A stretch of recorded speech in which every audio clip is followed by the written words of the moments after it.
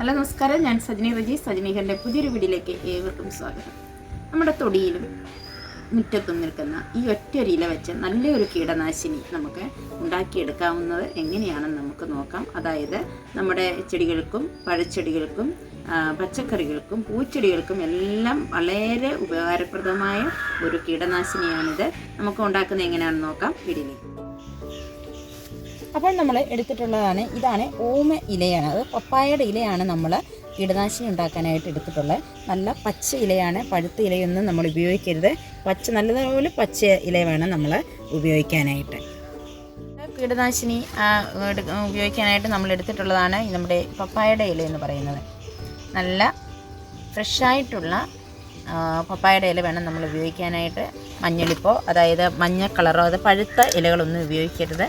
നല്ല ഫ്രഷ് ഇല വേണം ഉപയോഗിക്കാനായിട്ട്. അപ്പോൾ നമുക്ക് ഇതെങ്ങനെയാണ് ഇത് ഉപയോഗിക്കുന്നതെന്ന് നമുക്ക് നോക്കാം. നമ്മുടെ ഓമയുടെ പപ്പായയുടെ ഇല നമ്മൾ എടുത്തിട്ടുണ്ട്. ഇത് നമുക്ക് നല്ലതുപോലെ ഒന്ന് ചുരുട്ടി കൈ പിടിച്ചതിന് ശേഷം ഇത് ഒന്ന് അരിഞ്ഞു കൊടുക്കാം. നമുക്ക് ഇതിലേക്ക് ഞാനൊരു പാത്രം എടുത്തിട്ടുണ്ട്. ഇതിലേക്ക് നമുക്ക് ചെറുതായിട്ടൊന്ന് ഇങ്ങനെ അരിഞ്ഞരിഞ്ഞ് ഇട്ട് കൊടുക്കാം. അതായത് നമ്മൾ ഇലകളൊക്കെ നമ്മൾ അരിയത്തില്ലേ, അതായത് ചീര ഇലകൾ തോരൻ വെക്കാൻ, അതുപോലെ അരിഞ്ഞരിഞ്ഞ് ഇട്ട് കൊടുക്കാം നമുക്കിതിലേക്ക്.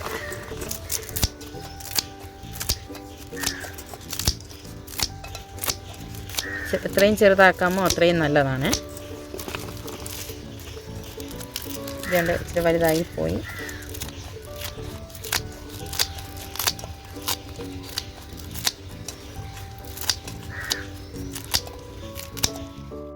അപ്പം നോക്കിയേ, ഇത് ചെറുതായി കട്ട് ചെയ്തെടുക്കുക. ഇപ്പോൾ നമ്മുടെ ചെടികൾ എത്രയുണ്ട് അതനുസരിച്ച് നമുക്ക് പപ്പായയുടെ ഇല എടുത്താൽ മതിയേ.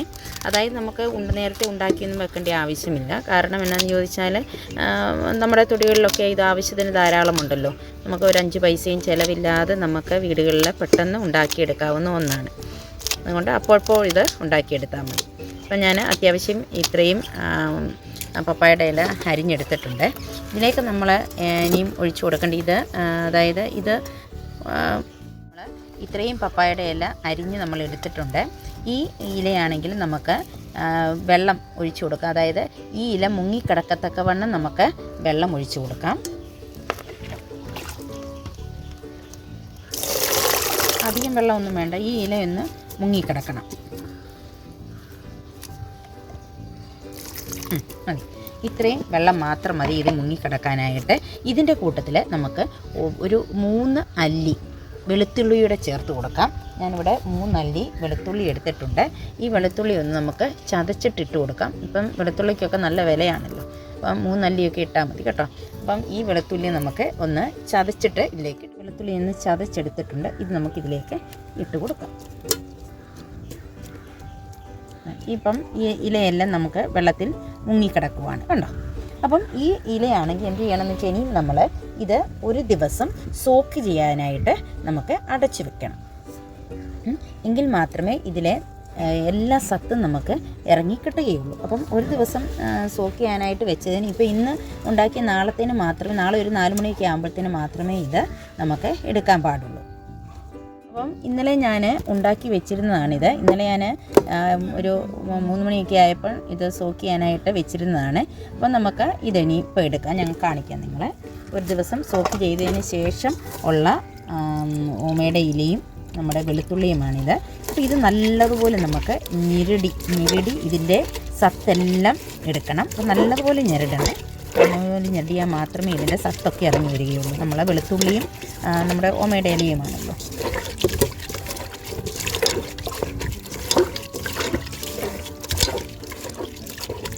അതുപോലെ നല്ലതായിട്ട് ഞെരടിയെടുക്കണം.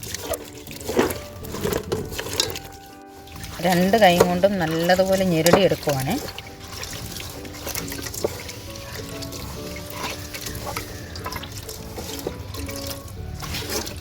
ഇതിന് അത്യാവശ്യം ഇതിൻ്റെ സത്തെല്ലാം ഇറങ്ങി കിട്ടിയിട്ടുണ്ട്. നോക്കിയേ, നല്ല പച്ച കളർ കണ്ടോ. ഒന്നുകൂടെ ഞെരടി കൊടുക്കാം. എടുത്തിട്ടുള്ളത് അരിക്കാനായിട്ട് ഇതിലേക്ക് നമ്മൾ ഇത് ഒഴിച്ചു കൊടുക്കുകയാണ്.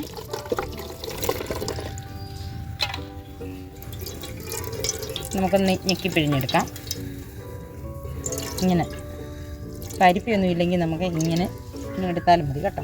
ഇങ്ങനത്തെ കവർ എടുത്താൽ മതി. ഇനിയുണ്ട്, ഞാനതുകൊണ്ട് എടുത്ത് കേട്ടെ.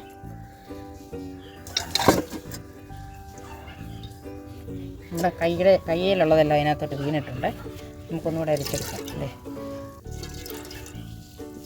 അരിച്ചെടുത്തിട്ടുണ്ട്. ഇതുപോലെ നമ്മൾ ചെടികൾക്കൊന്നും കൊണ്ടൊഴിക്കരുത്. നമ്മുടെ ചെടികൾ കരിഞ്ഞു പോകും. ഇതിന് ഭയങ്കര ഒരു കാഠിന്യമാണ് കേട്ടോ. ഒരു സ്മെല്ലാണ് ഇതിന്. അപ്പോൾ നമ്മൾ അതിന് നമ്മുടെ വെളുത്തുള്ളിയും ചേർത്തിട്ടുണ്ടല്ലോ. അപ്പോൾ ഇതിൻ്റെ ഇരട്ടി വെള്ളം ഒഴിച്ച് നമുക്കിതിനെ നേർപ്പിച്ചെടുക്കാം. അപ്പം നോക്കി ഞാനിതിലേക്ക് കുറച്ച് പച്ചവെള്ളം കൂടി ഒഴിച്ച് കൊടുക്കുകയാണ്. ഇത്ര ഒഴിച്ചു കൊടുത്ത് പിന്നെ ഇതിലോട്ട് 1 ഗ്ലാസ് നമ്മുടെ കഞ്ഞിവെള്ളം, എന്ന് വെച്ചാൽ കഞ്ഞിവെള്ളം ഒഴിച്ചു കൊടുത്താൽ നമ്മളിത് അടിക്കുന്നുടനെ മഴയൊക്കെ ആണെങ്കിൽ അടിക്കുന്നുടനെ അതങ്ങ് ഒലിച്ചു പോകും. അപ്പം ഈ കഞ്ഞിവെള്ളം കൂടെ ചേർക്കാമെങ്കിൽ ഇതവിടെ പറ്റി പിടിച്ചിരുന്നോളും. അതിനൊരു പശപ്പുണ്ടല്ലോ കഞ്ഞിവെള്ളത്തിന്. ഞാൻ 1 ഗ്ലാസ് കഞ്ഞിവെള്ളം കൂടെ ഒഴിച്ചു കൊടുത്തിട്ടുണ്ട്.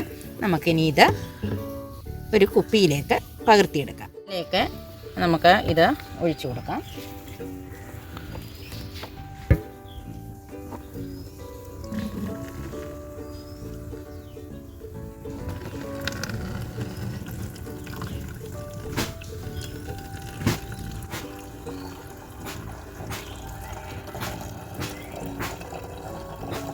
ബോട്ടിലിൽ നിറച്ച് നമുക്ക് കിട്ടിയിട്ടുണ്ട്. നമുക്കിതൊന്ന് അടച്ചു കൊടുക്കാം. ഞാൻ ഇതാണെങ്കിൽ ഇതിൻ്റെ അടപ്പയിലാണെങ്കിൽ ചെറിയ ചെറിയ കിഴുത്തുകൾ ഇട്ട് കൊടുത്തിട്ടുണ്ട്.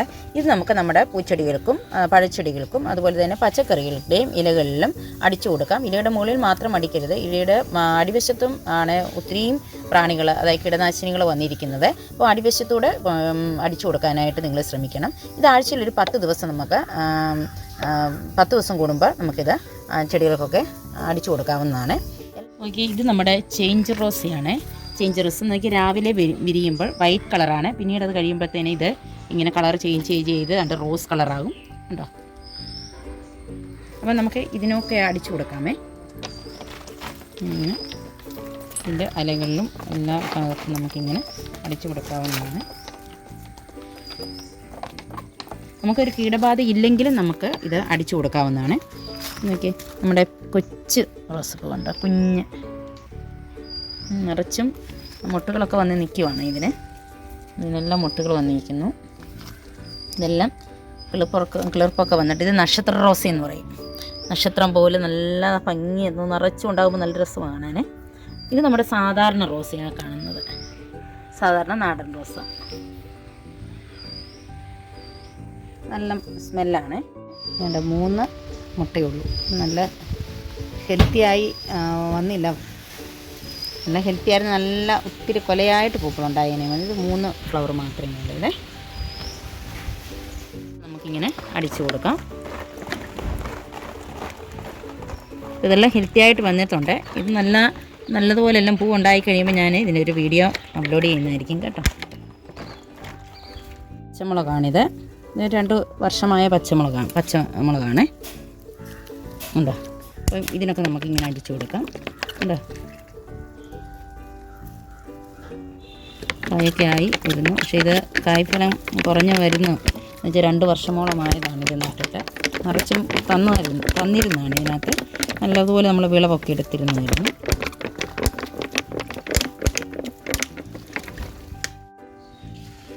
ഇതൊരു വെള്ള റോസയാണ്. ഇത് നിറച്ചും കൊലകൊലയായിട്ട് കായ്ക്കുന്നൊരു വെള്ള റോസയാണ്. നിറച്ചും എല്ലായിടത്തും കായ്ച്ച് പൂത്ത് നിൽപ്പുണ്ട് കേട്ടോ ഉണ്ടോ. നല്ലതുപോലെ കുലിച്ച് നിൽക്കുന്ന വെള്ള റോസയാണ്. അപ്പോൾ നിങ്ങൾക്ക് എൻ്റെ ഈ ചെറിയ വീഡിയോ എല്ലാവർക്കും ഉപകാരപ്പെട്ടെന്ന് കരുതുന്നു. നിങ്ങൾക്ക് ഉപകാരപ്രദമായ നിങ്ങളൊന്ന് എൻ്റെ വീഡിയോ ലൈക്ക് ചെയ്യാനും ഷെയർ ചെയ്യാനും സബ്സ്ക്രൈബ് ചെയ്യാനും മറക്കരുത്. എൻ്റെ പുതിയ കൂട്ടുകാരാണ് ഈ വീഡിയോ കാണുന്നെങ്കിൽ സബ്സ്ക്രൈബ് ചെയ്തിട്ട് വീഡിയോ കാണുക. അപ്പോൾ അതോടൊപ്പം തന്നെ ഒരു ബെൽ ബട്ടൺ ഉണ്ട്. ആ ബെൽ ബട്ടൺ ഒന്ന് പ്രസ് ചെയ്യുക. അതിനുശേഷം ഓൾ എന്ന ഓപ്ഷൻ ഉണ്ട്. അതും പ്രസ് ചെയ്താൽ മാത്രമേ ഞാൻ ഇന്ന് വീഡിയോയുടെ നോട്ടിഫിക്കേഷൻ നിങ്ങൾക്ക് ലഭിക്കുകയുള്ളൂ. അപ്പോൾ നമുക്കൊരു പുതിയ വീഡിയോയുമായി വരുന്നിടം വരെ നിങ്ങൾക്ക് എല്ലാവർക്കും നന്ദി.